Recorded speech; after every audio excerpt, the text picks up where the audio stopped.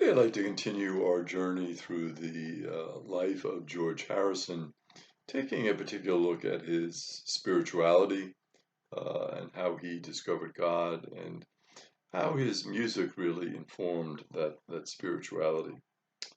George went back to Vrindavan in April of 1996. They reflected on Prabhupada, and he left Vrindavan when he was 70 and he came to the West. It's interesting because if he had not come to the West, would George and his friends have discovered this beautiful spirituality which transformed their lives? We don't often think of that. One man making that decision. And there he was in India, really, doing well and, teaching and helping people. And then he said, well, maybe I should go to the West. And as he makes that decision, it's amazing how that one decision that he made affected so many other people. Not only, of course, George and George's friends, his community there that prayed together, but think of all the people that through George's music were touched and who really discovered themselves a deeper sense of spirituality. So this one man, Pradiputta, making this decision, it just shows you the power of one that we sometimes really don't even acknowledge or think about. When George was walking in the village, when he was there, a man came up to him and said, "Your song, My Sweet Lord, changed my life." Amazing, right? You think of you're doing the song as a prayer. You're not thinking, of course, about changing anybody's lives, uh, but there you are, you know, doing something that is for you important. It comes from your soul. It comes from your love of God, and because you do that, someone's life is radically affected. They get a sense of peace, they get a sense of tranquility, they change different things in their lives, all because of your song. The power of music, truly amazing. And we've all seen that, how certain songs can touch us and help us and lift our spirits and liberate us in so many ways. That tremendous power of music. When he came back to Britain, he worked with Ravi on Chants of India. This record was really an attempt at a spiritual rendering. They wanted to allow God to flow unimpeded. So a different type of recording. It wasn't so much the human agency, but it was to say that as a human being, I'm going to allow God to work through me. I am going to become an instrument of the divine in some way. And a beautiful sense of bringing your prayer to another level through the transcendent power of music. And so many times I think we've all experienced that. Many times I'll be at church and I'll be praying with people, and a certain song will come up, and it just has that power of transforming, liberating, that power of touching something deep within me. I'm sure many of us have had that experience. Uh, Nada Brahma is the concept, and Nada Brahma is, this is nothing but Brahma. This is not me. This is Brahma taking over. This is God doing it. I'm not doing it. George Harrison isn't doing it. John McNamara isn't doing it. Ravi Shankar isn't doing it. God is doing it. God through us. George said, if you listen to the music on this album, it can assist you in transcending the limitations of the material world and achieving interior peace. So it is music that is meant to help you become a more peaceful person. And what a great gift that is, isn't it? Imagine if through this music, people are touched and they become more peaceful. Imagine the effect that can have on our world. that is really in search of a deeper sense of peace. We see violence around us. We see the problem of gun violence. We see the problem of war.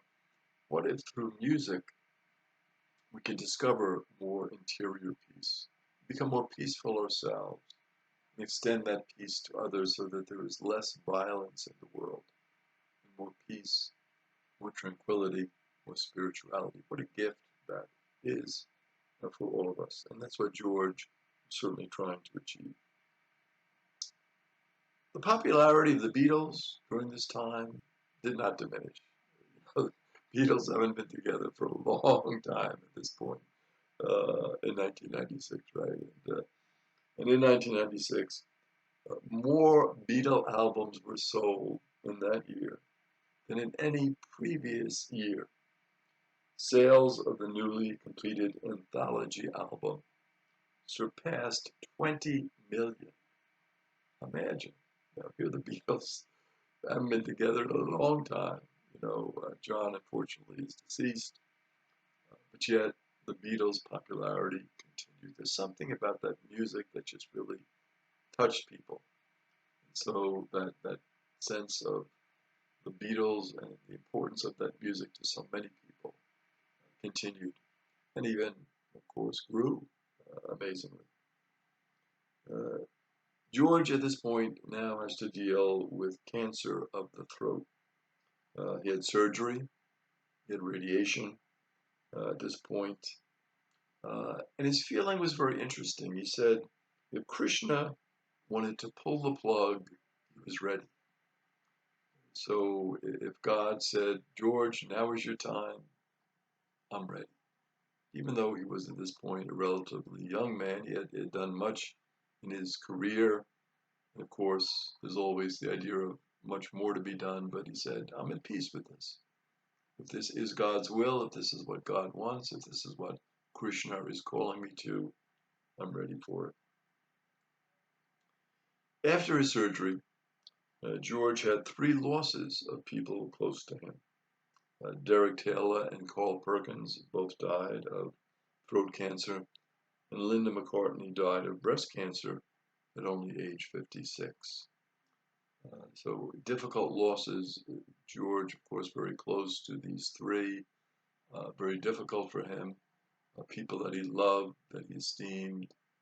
So this was a hard time. As we know, any loss like this of somebody that we're so close to is a difficult cross to carry, and this was hard for George at this point. Of course, dealing himself with his own limitations with throat cancer, a very, very difficult time in his life.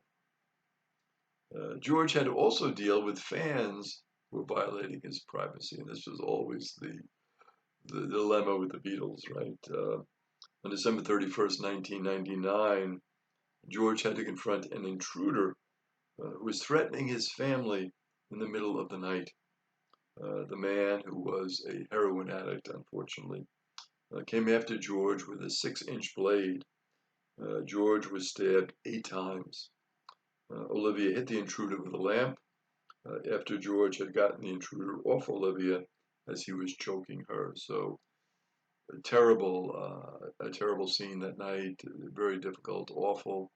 And George, of course, suffered much from it, but trying to protect his wife. And of course, Olivia to the rescue, gets the lamp, and really stops the intruder. George's reaction to that incident: life is fragile. He said, life is like a raindrop on a lotus leaf. So you can just picture this, right? This raindrop on this lotus leaf. That's George's understanding of what was happening. In March of 2001, doctors at the Mayo Clinic discovered cancer in his lung that had unfortunately spread all the way to his brain. George took it peacefully, realizing that his journey would continue after life in this world. So he didn't see life in this world as an end. He saw it as a journey, and a journey that continues and really grows and becomes even more beautiful after physical death. That was George's feeling, because he had discovered something special his relationship with God. His son Donnie said that his father had no fear of death. He wasn't attracted to this world. He was on to bigger and better things. George took his family to India. He bathed in the Ganges, which is a traditional practice for those preparing to die. So George knew he was facing death. Liberation for George was not something that would come in the future, but the state of your present relationship with God. So don't look for liberation after death. It is something you can discover right now as you love God, as you share that relationship with God. George died on November 29th of 2001. And Donnie, his son, completed George's last album, Brainwashed, which is a joyous collection. The way out is in. Let the Lord wash our brain. So to become brainwashed with God. What is George's gift to us? George's gift is, of course, his music, but even I think more than his music, George's gift is his relationship with God, his sense of peace, his sense of caring for all, his sense of the love he had for each person and the community that he built. God bless.